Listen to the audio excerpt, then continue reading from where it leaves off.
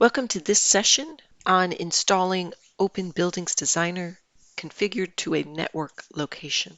So before I actually install the software, I want to make sure I've set up that network location where I intend to store the datasets and workspace for OpenBuildings Designer. So I have set up a W drive for the workspace. On that drive, I've created a folder CE for Connect Edition configuration. That can be named whatever you like. I have simply named it CE configuration.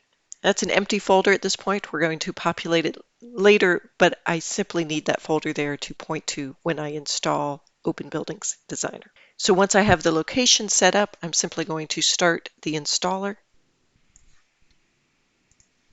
So when the installer comes up on the first screen, I'm going to have the option to select some companion features and companion applications to install along with OpenBuildings Designer.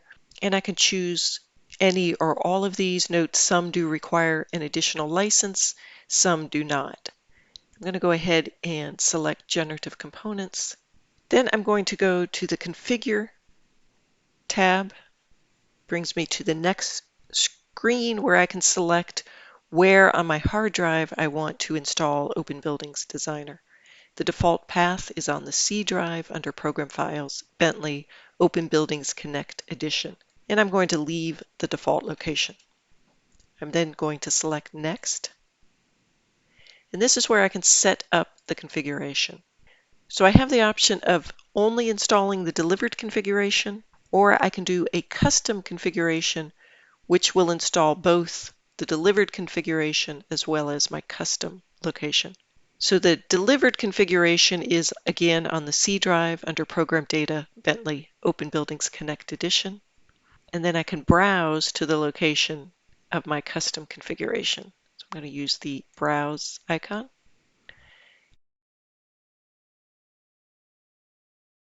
And select that folder that I just set up. Then I will select OK. Select Next. I can select features that I want on or off, such as a desktop shortcut, so forth. Again, I will leave the defaults and select Next. On the next screen, I can select any datasets that I want to install. By default, the United States or the US dataset is included. I'm going to also select the neutral metric dataset, and I could select any of the other regional datasets that I wanted installed.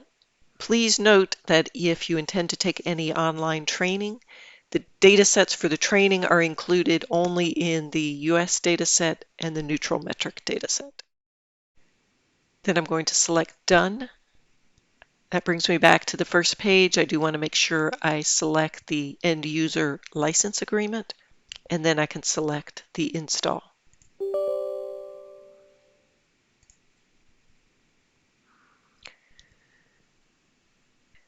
Once the software has finished installing, we'll be ready to go. In the next session, we will take a look at setting up the organization and workspace folders.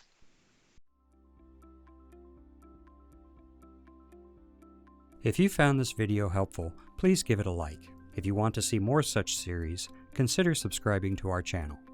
Thank you, and see you next time.